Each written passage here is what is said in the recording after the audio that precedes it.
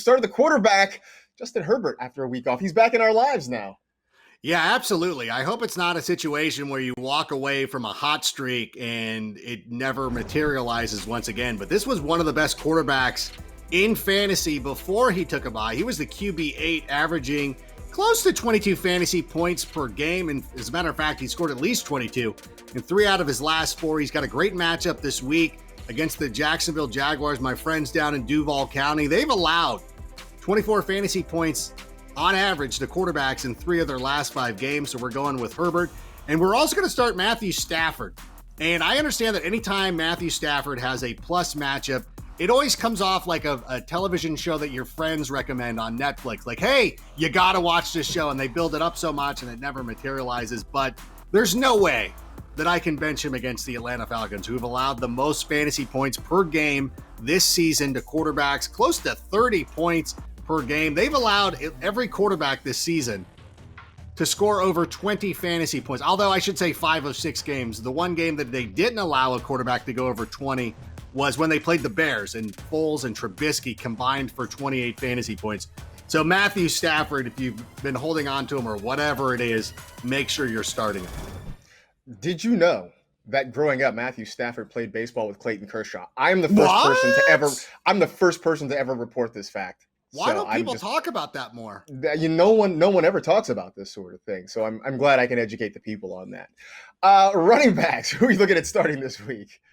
Well, I'm going to go with Ronald Jones. He's been incredibly successful over the last couple of weeks, continuing to consistently put up positive fantasy points. He has had at least 15 in 3 consecutive games per game. He's touched the ball 20 times. See what happens when you get an opportunity to go out there, you can put up fantasy points. He's playing the Las Vegas Raiders this season, who've allowed the 2nd most fantasy points to running backs. And I understand this is like a hot streak in blackjack. And at some point it's going to come crashing down, but I'm doubling down every time until I get that bus card. I also like James Conner this week against the Tennessee Titans, a battle of 2 of the best teams in the AFC. The good thing about Conner, and he was kind of overlooked at fantasy drafts this season, but he's had at least 15 fantasy points in 4 consecutive games, like Ronald Jones, getting to touch the ball an awful lot. Him coming in just over 18 per game over the last 4. And the Titans have allowed the 7th most rushing yards to running backs this season. So we look at this game and we think it's going to be one of the best of the weekend, if not the best. But I'm getting James Conner in there for sure. I would like for the Steelers to, if I have James Conner, I'd like for them to stop giving the ball to Chase Claypool on the goal line. Yeah, he's a vulture. He's the goal line vulture now. Just let him run it in, please. That's all I want. Wide receiver, which 2 guys are you big on this week? I'm going to go with Terry McLaurin, and it's been disappointing watching him a little bit with Washington FT. They seem like they're misusing his talents, kind of like if you had Gordon Ramsay selling tacos at Taco Bell. You'd be like, what? Couldn't you do a little bit more with your talents? I mean, these Doritos Locos tacos are excellent, but I want a little bit more. But Terry McLaurin has gotten at least 11 fantasy points in 5 of 6 games. His 28% target share is 4th most in the NFL. And of course, he's going up against the Dallas Cowboys, who give up a ton of fantasy points. I don't know if they're ready to pack it in. I think that this is a game where the Cowboys rise back up. We saw it with the 49ers last week. I think this is that game for the Cowboys, but I'm still comfortable enough starting Terry McLaurin. And hey, everybody, it's an OBJ game. Where's the bell? OBJ game. We can start him this week. Obviously, this is not somebody that we're going to trust week in and week out, but the last time he played the Cincinnati Bengals, he had close to 18 fantasy points. And the Bengals have allowed they've allowed 5 top 20 fantasy wide receivers in the last 4 games.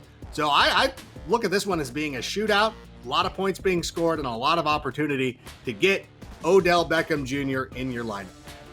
Yeah, it's been hit or miss with OBJ, but he's become a matchup-based guy, and this looks like a pretty good matchup. At the tight end spot, you're keeping the Browns' love rolling, huh? Well, absolutely. And I think a lot of people avoided Austin Hooper this year because for the obvious reasons of that Browns offense is going to be run heavy.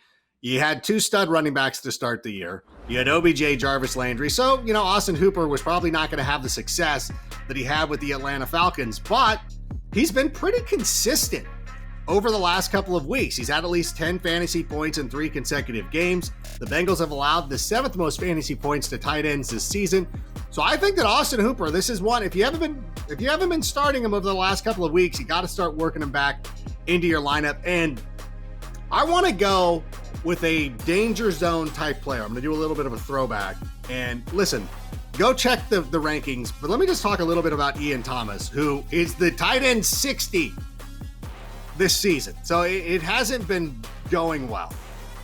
The Saints have allowed the most fantasy points to tight ends this season, the 2nd most receiving yards per game to tight ends this season.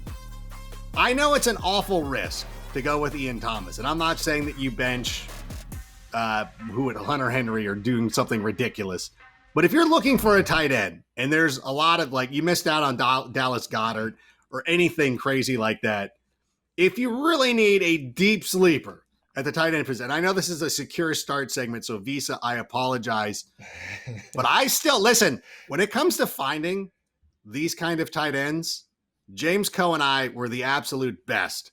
And when we give you our guarantee, and it's going to be me. I'm not going to put James on this. He can later on Twitter if he wants to. But I'm going to go with Ian Thomas in some spots. And you can either join me or you can't. And I won't be offended if you don't want to. But I think that I got a feeling about him just based on the matchup. I don't think that's terrible. I mean, I know what we've seen this season is reason to maybe not have confidence, but I do think that it's not a bad play this week, especially if you're in a deeper league. Certainly, maybe if you want a DFS sort of outside the box play a little bit. I don't think that Ian Thomas' call is a terrible one this week. So I it's like a come with me if you want to live sort of thing. Like I'm totally down with that. I'm fine with that. Your defensive starts this week. Which ones are they?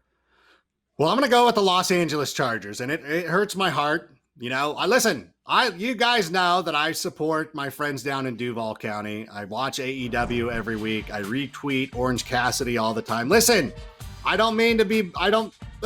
sometimes you got to make these business decisions. And the Jags have allowed 18 sacks this season. That's tied for the 5th most.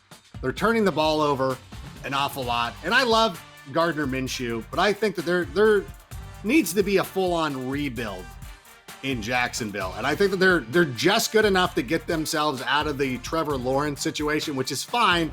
They can draft an offensive lineman next year and be pretty good. By the way, I'm sorry, I know we were supposed to go tape to tape. Am I supposed to talk about the Bills as a team? Sure. Yes. Don't listen. Ryan, don't run the tape. I'm just going to say Bills are going up against the Jets. Let's cut some time. Bills, Jets, done. If somebody got mad and they rage dropped the Bills because of the thing against the Chiefs, I understand. You can start him this week against the Jets. Start him against Adam Gase. That's what we do. And by the way, just as a side note, if you were sort of worried about Josh Allen, it's potentially a Josh Allen bounce back week too, because 100%. Jets.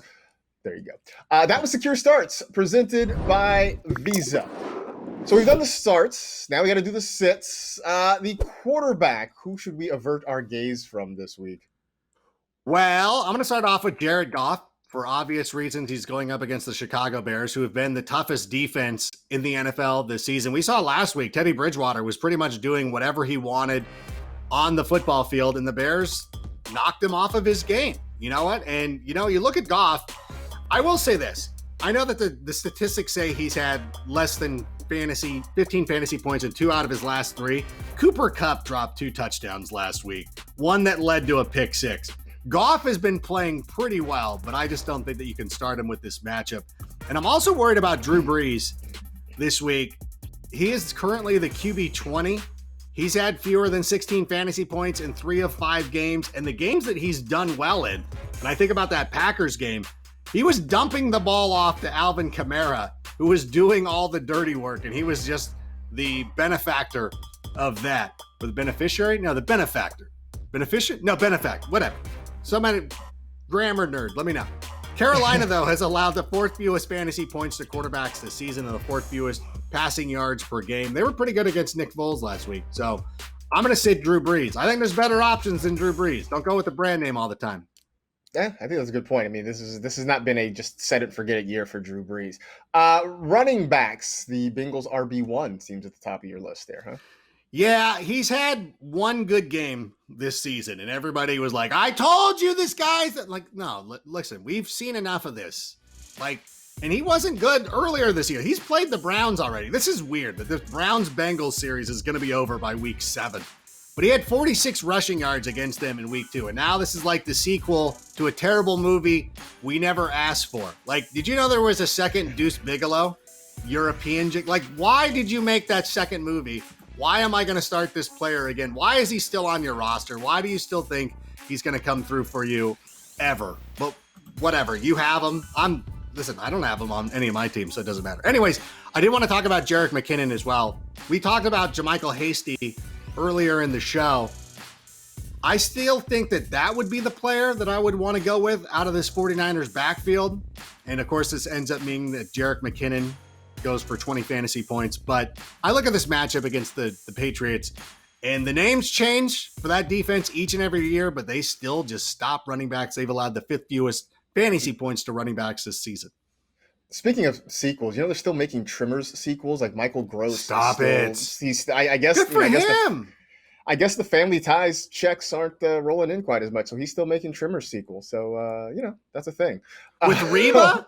Was Reba, she still doing it? Or did she I think Reba tapped out. I think Reba tapped out on those. Yeah, she They had Fred Ward. Is he still doing it? No, I think pretty much. I think Michael Gross is kind of the only one from the movie, original movies, still doing this thing. They couldn't get Bacon in on that. What about Finn Carter? What is Finn Carter doing that she couldn't go back and make that movie? I don't know. By the way, I'm not going to give it enough respect for knowing the name of that actress who was the lead in that movie. And you guys, you really should, because that was impressive. That was very impressive because I had no idea. I was with you on Reba and Bacon. I never would have gotten. And you can see, I'm not looking at a phone or anything. No, I just came top of mind. That was like right off the dome. So that's very impressive. Which wide receivers are not going to be impressive this week? I want to go to commercial because I thought that was that. No, by the way, let's talk about Tyler Lockett, who has not been playing very well since week 4. He's averaged just over 7 fantasy points per game. He's had fewer than 9 in back-to-back games.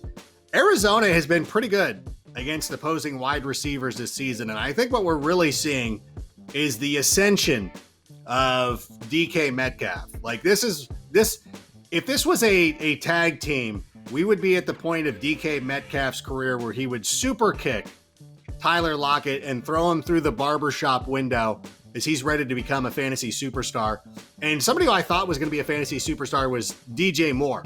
And he's had 20 fantasy points in only 1 game this season, only 1 touchdown this season. And the matchup isn't great because the Saints have allowed the fewest receptions per game to wide receivers this season, just under 9. But watching him last week against the Bears, he dropped a lot of catchable passes. He had one that could have possibly put them in a position to tie that game and could not come up with it.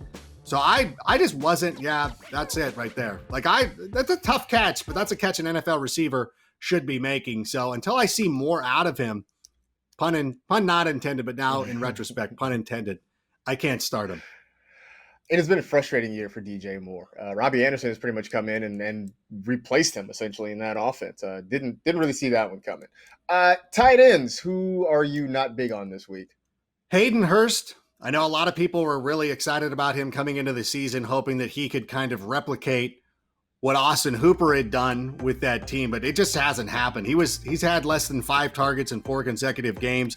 He's averaging just under 10 fantasy points per game. And the Detroit Lions have allowed the 2nd fewest fantasy points per game to tight ends this season. So I'm going to leave him on the bench. I've also got to leave Jared Cook on the bench, probably.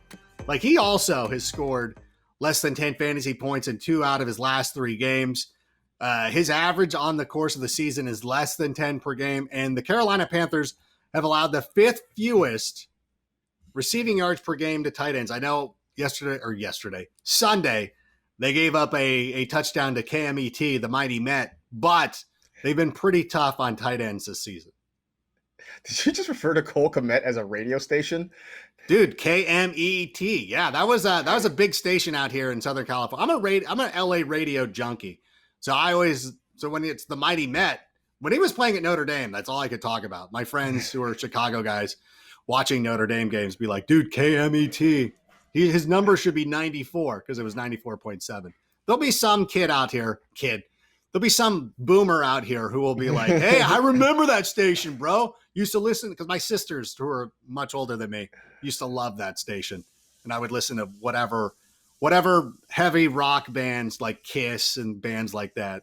So, yeah, there it is. That was too far. So don't start Jared Cook, I think is what I'm trying to say. That's going to stick with me now for probably the rest of the season. Real quick, a couple of defenses for people to avoid this week. Oh my gosh. I keep forgetting. We should do kickers, by the way. The fact that I can't, but Rodrigo Blankenship's on a bye, so it doesn't matter. I'm not starting the Broncos defense this week, and it should go without saying because they're playing the Kansas City Chiefs. So, of course, if you had picked them up in recent weeks and been playing them, you might want to get them back on your bench. Well, they were playing the Patriots last week, so you probably didn't have them. We also don't like the Houston Texans because apparently Bill O'Brien being fired was great for Deshaun Watson and the offense. The defense is like, they've known no difference. They're like, whatever. And now you got Aaron Rodgers, who was embarrassed. And even me, like, who thinks that Aaron Rodgers peaked in high school.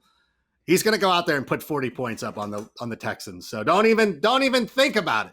Don't look at what the Buccaneers did last week and be like, dude, could they? No, they can't. They won't. Do not start the Houston Texans. The Texans defense, it's similar to your argument about the Falcons offense. I mean, Bill O'Brien being let go, that did impact the offense because he was the play caller in the OC basically. Yeah. But, just like Dirk Cutter is still there in Atlanta, that's going to impact the Falcons offense. The defensive coordinator side hasn't changed a whole lot in Houston. So that's not going to change that part of it either.